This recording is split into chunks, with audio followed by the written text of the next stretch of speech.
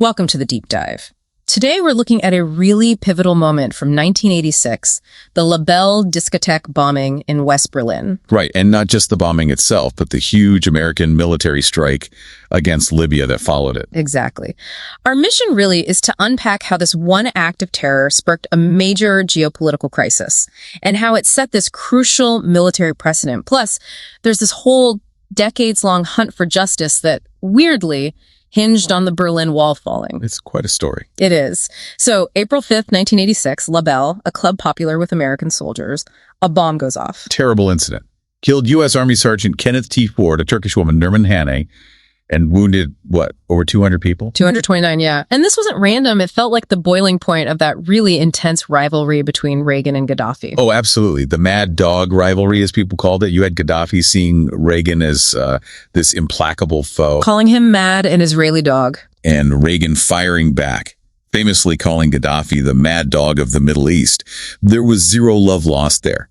And remember, this came just weeks after Libya had faced that military encounter in the Gulf of Sidra. So tensions were already sky high. Right. So the U.S. reaction to La Belle was immediate. No waiting around for, a lengthy criminal probe. No, they went straight to the intelligence.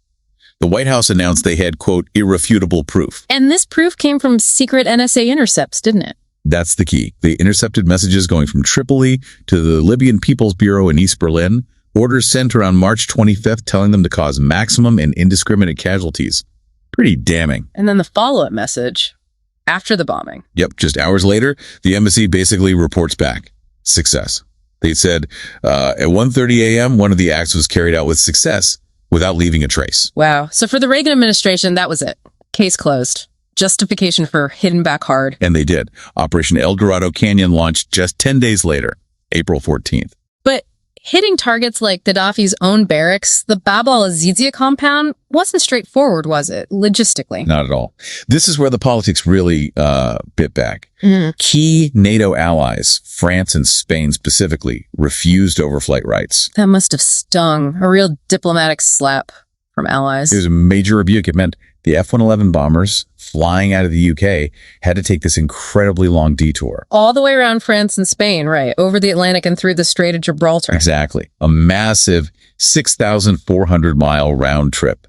It actually became the longest fighter combat mission in history up to that point. Imagine planning the mid-air refuelings for that. Just incredible. It was a statement in itself, though. America would go it alone if needed. Definitely a demonstration of resolve and reach. Okay, so the U.S. acts decisively based on this intelligence. But back in Germany, the actual criminal investigation, it just stalled. Completely stalled. Went cold for years.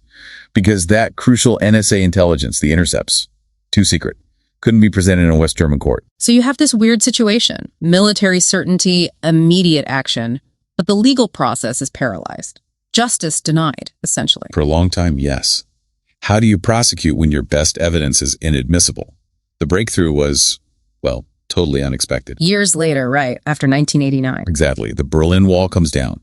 Suddenly, investigators in reunified Germany get access to this gold mine, or perhaps a nightmare of records. The Stasi archives. The East German secret police files.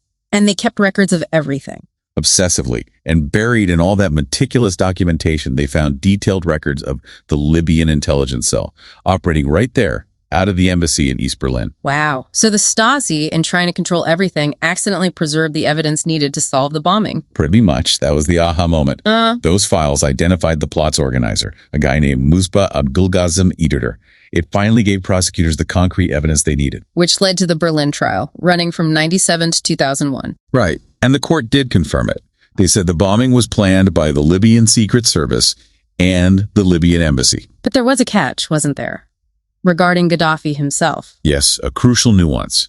The court found that while the Libyan state was responsible, the prosecution hadn't proven Gaddafi's direct personal order for this specific attack. So it slightly undercut the original, very direct U.S. justification, linking it straight to the top. It did, legally speaking. 4 people were convicted in the end, including Verena Chana, the German woman who actually planted the bomb with her then husband. And then, looking at the aftermath, years later, Libya started trying to well, clean up its image. By the 2000s, definitely. They were under sanctions, isolated. They paid $35 million to the non-U.S. victims first, and then eventually a much larger sum, $1.5 billion, into a U.S. fund. That was meant to settle all outstanding American terrorism claims against Libya, including Labelle. So basically, Libya bought its way back into the international community. It was pragmatic, yeah. A transaction to end the isolation. So wrapping this up, what's the big takeaway here?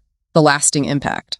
I think it's really the precedent set by Operation El Dorado Canyon. This idea of major preemptive military strikes based on secret intelligence. A doctrine that the U.S. clearly leaned on heavily later, especially in the post-9/11 era, the war on terror. Absolutely. Reagan set a framework that echoed for decades. So here's something to think about. This operation was justified as preemptive. It relied on quick, decisive action driven by that secret intelligence. But then you have the legal side, the courts, demanding this slow, careful process, this high burden of proof. What do you make of that tension between the speed needed for intelligence-based action and the demands of democratic law? It's a tough balance, isn't it?